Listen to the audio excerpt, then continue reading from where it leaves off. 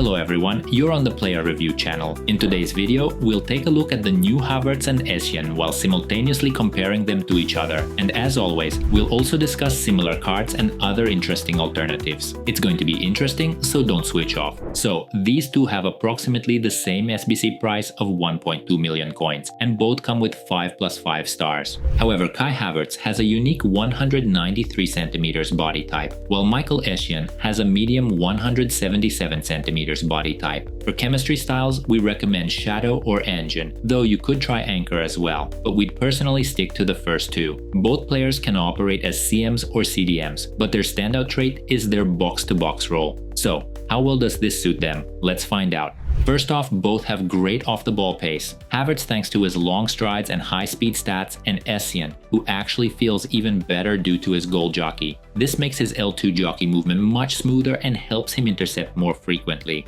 You might have noticed that Essien doesn't have the intercept playstyle, and that's true. However, his interceptions are still excellent, as the ball often sticks to his feet. Meanwhile, Havertz does have the intercept playstyle and longer legs, but that didn't help at all in this situation. Or in this next one, where the ball bounced away after a strong pass. On one hand, that's understandable. On the other, the ball seems to bounce off him too frequently, so interceptions aren't exactly his strong suit. However, he does have Gold Anticipate, which is always useful for manual tackling when you actively go in for a challenge. And because of his larger body type, he can push through players more easily. But on the flip side, Havertz clearly lacks aggression. That being said, when the ball comes into his zone, he can engage in duels, though it happens quite rarely. The main problem with Havertz is his low aggression. This makes his tackles feel soft, sometimes leading to immediate counter tackles from the opponent. If he were more aggressive, either lunging at the ball or physically overpowering opponents, he wouldn't put himself at such risk.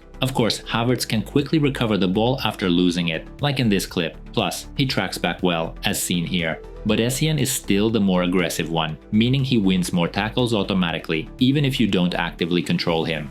And the most interesting part, despite lacking Anticipate Plus, Essien's tackles are more precise and sticky. In other words, his higher aggression helps him win the ball back faster. That being said, Essien isn't exactly a destroyer when it comes to tackling, though he does have a solid frame. One thing's for sure, Essien doesn't feel weaker than Havertz in physical duels, despite the height difference. In fact, he sometimes even feels stronger, both defensively and when shielding the ball in attack. Most importantly, he is also slightly better on the left stick and has smoother skill move animations. He's still far from perfect, but definitely better than Havertz. Objectively, Havertz's dribbling doesn't feel great. His body type is somewhat clunky. This becomes especially obvious when playing alongside Pirlo or even Guti. Engine helps a little, but not enough. So, as always, you should rely more on skill moves. Thankfully, 5-star skills let you use a variety of moves, which is particularly useful in attack.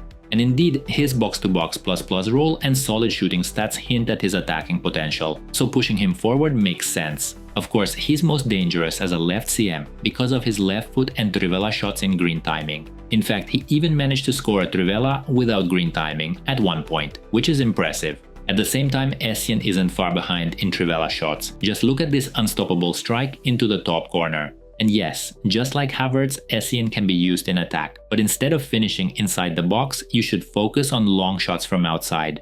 As you can see, his direct long shots in green timing are outstanding, so don't worry about his low finishing stat. That only affects shots inside the box, not from range.